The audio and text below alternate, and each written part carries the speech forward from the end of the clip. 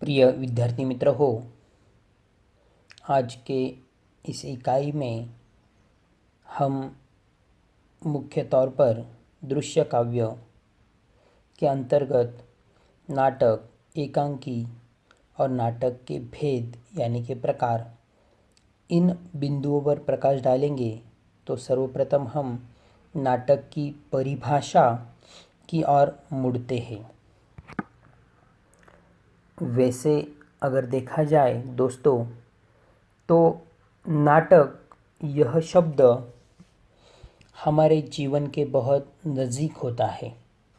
इतना नज़दीक कि अगर हम सूक्ष्मता से देखेंगे तो हम भी हमारे जीवन में एक तरह का नाटक ही कर रहे हैं। और हमारे इस नाटक का रंगमंच बहुत बड़ा है। जब हम छोटे होते हैं, छोटे से होकर आज तक हम जितने बड़े होते जा रहे, वैसे वैसे हमारी भूमिका बदलती जा रही है, किसी की भूमि भी बदलती जा रही है। तो इस तरह से हम नाटक की ओर देखेंगे तो नाटक के खुद हम एक पात्र बन जाएंगे और नाटक के अन्य पात्र हमारे इर्द गिर्द घूमते हुए हमें नज़र आएंगे। तो नाटक इंद्रिय ग्राह्यता के आधार पर काव्य के दो भेद माने गए हैं, श्राव्य काव्य और दृश्य काव्य। इनमें से दृश्य काव्य के भी दो भेद हैं, रूपक तथा उपरूपक।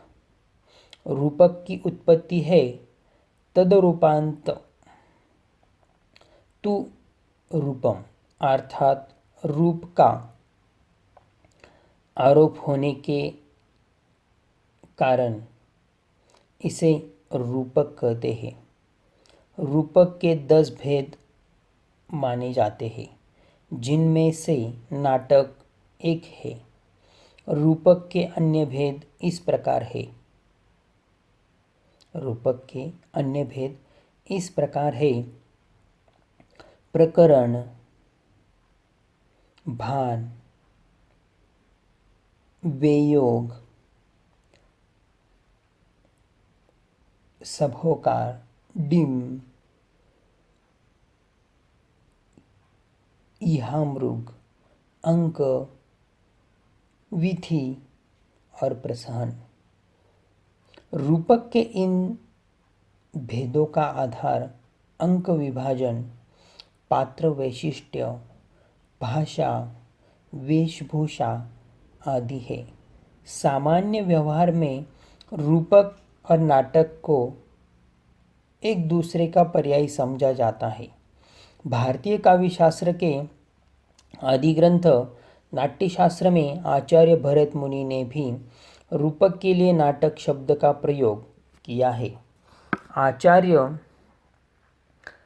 भरत ने नाटक को 3 लोगों के भावों का अनुकरण माना है। पहला है त्रैलोक्यास्य सर्वस्य नाट्य भवान्तुकितम। नाटक की व्याख्या करते हुए भरत आगे कहते हैं, नाना भावोपसंपन्न नानावस्थानकान्तं लोकवृत्तानुकरणं नाट्यमेतं कृतम्। अर्थात नाना भावों, नाना अवस्थाओं से संपन्न लोकवृत्त के अनुकरण का नाम नाटक है। यह भाव तथा वृत्त शब्दों के अंतर्गत लोक जीवन के समस्त आंतरिक मनोभावों, बाह्य क्रियाकलापों, वाचिक, अंगिक एवं आहार्य व्यापारों का समावेश हो जाता है। संक्षेप में अवस्था के अनुकरण को नाटक माना जाता है। नाटक में अनुकरण को ही ज़्यादा महत्व प्राप्त होता है। अनुकरण पर ही नाटक के सभी तत्व निर्भर रहते हैं। वस्तुतः पात्र, रस आदि भी अनुकरणशील होते हैं। अतः दृश्य काव्य में नाटक को अनन्य महत्व प्राप्त है। नाटक का उत्पत्तिलंब अर्थ यानी कि हिंदी साहित्य में नाटक शब्द के रूपक और अंग्रेजी के ड्रामा शब्द का पर्यायवाची है और दोनों का एक सम्मिलित प्रभाव उत्पन्न करता है। भारतीय काव्यशास्त्र में नाट्यकला का सर्वप्रथम विशद विवेचन भरत मुनि के नाट्यशास्त्र नामक ग्रंथ में मिलता है। आचार्य भरत के मतानुसार नाटक शब्द की उत्पत्ति संस्कृत के नट धातु से हुई है। किनके अनुसार? भरत मुनि जी के अनुसार। संस्कृत के रामचंद्र, गुणचंद्र आदि आचार्य ने भी नट धातु से ही नाटक शब्द की उत्पत्ति स्वीकार की है। इसके विपरीत पाश्चात्य विद्वानों में से वेबर और मोनियर विलियम्स का मत है कि मूल धातु नृत्य है। नट और नाट्य धातु इस नृत्य धातु के ही विकारी रूप है। आचार्य धनंजय के मतानुसार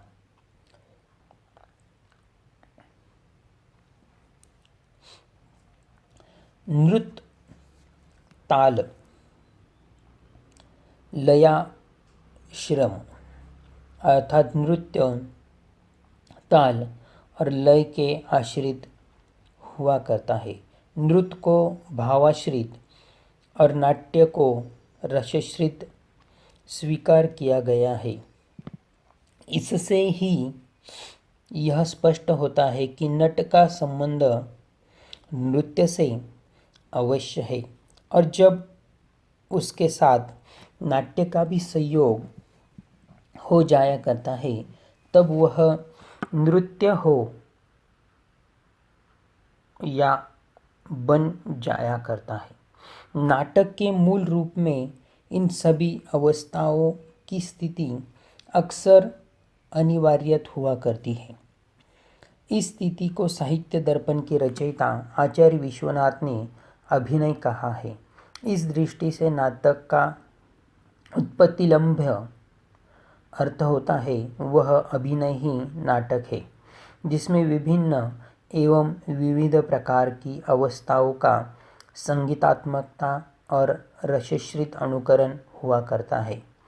अनुकरणार्थ अभिनेता प्राय नट जाति विशेष के ही हुआ करते थे। अतः इन नटों की विधा या कलाओं होने के कारण ही संभवतः यह नाटक शब्द समूचे दृश्य विधान के लिए प्रचलित एवं प्रसिद्ध हो गया है। तो प्यारे दोस्तों, नाटक शब्द की पृष्ठभूमि हमने इसमें देखी कि मुख्य तौर पर हम नाटक किसे कहते हैं। जैसे मैंने हमारी भाषा में सरलता से बताया कि नाटक के पात्र हमारे इर्द गिर्द हमारे समाज में हमारे चारों ओर घूमते रहते हैं। उसी तरह से उस नाटक के हम भी एक पात्र होते हैं और अन्य दूसरा भी एक नाटक का पात्र ही होता है। तो हम अगली इकाई में नाटक की परिभाषा देखेंगे।